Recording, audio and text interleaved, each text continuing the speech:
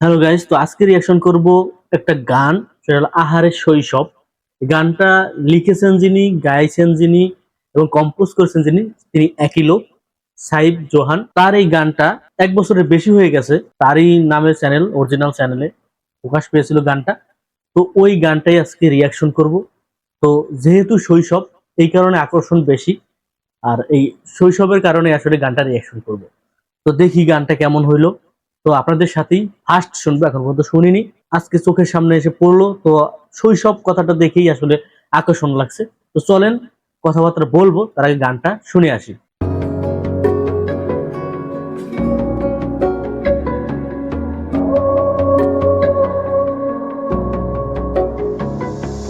লাটিম খেলা আর ঘুড়ি ওড়ানো, আম কুড়ানো আর পাতা পোড়ানো, ছোট্টবেলা সেই বন্ধুরা কই, কেন আমি আর সেই আমি নই।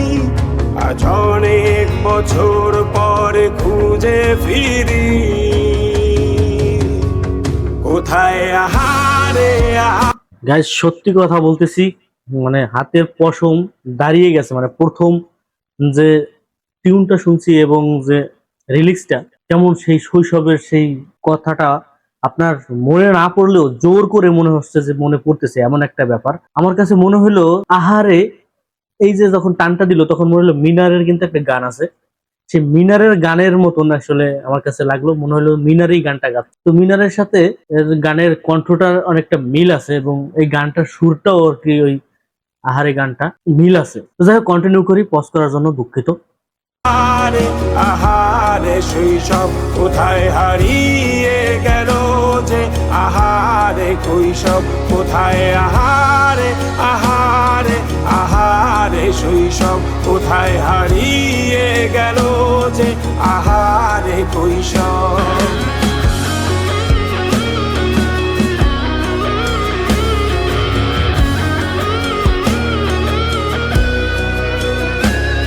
গিটারের টান সেই।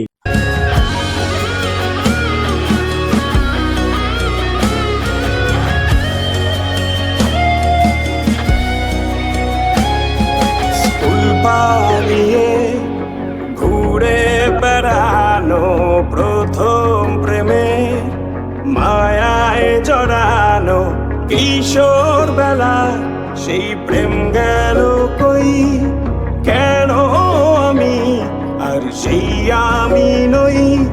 আজ অনেক বছর পরে খুঁজে ফিরি, কোথায় আহারে আহারে আহারে কৈশোর কোথায় হারিয়ে গেল যে, আমার কৈশোর কোথায়, আহারে আহারে আহারে কৈশোর কোথায় হারিয়ে গেল যে, আমার কৈশোর। গাইস, গানটা যারা এখনো শোনোনি তারা আসলে আমার মতন অনেকটাই মিস করে গেছো। তো গানটা শুনলে সেই ছোটবেলার যে একটা কথা, ছোটবেলার সেই দিনকাল, সেটা মনে পড়তে বাধ্য।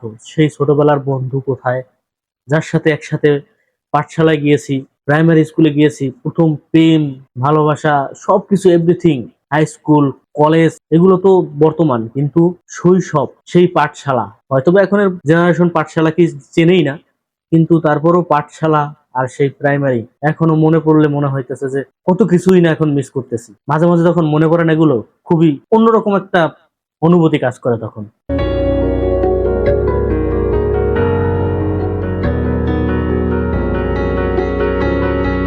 শৈশবে স্বপ্ন ছিল শুধু, কবে হব আমি বড়।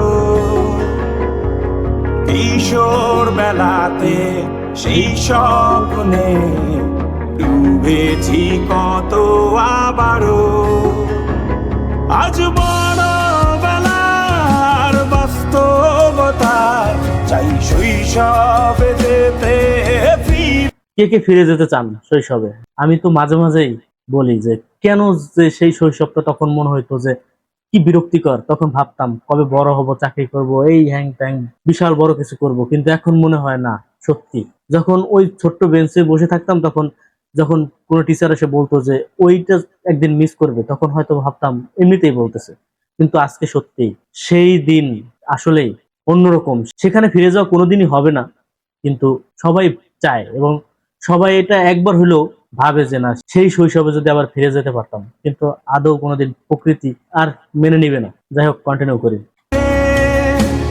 সব মধু মাখা স্মৃতি আমার সোনার শৈশবকে ঘিরে, কোথায় আহারে আহারে আহারে শৈশব কোথায় হারিয়ে গেল যে, আহারে শৈশব কোথায়, আহারে আহারে আহারে শৈশব কোথায় হারিয়ে গেল যে, আহারে শৈশব কোথায়, আহারে আহারে আহারে শৈশব কোথায় হারিয়ে গেল যে, আহারে শৈশব।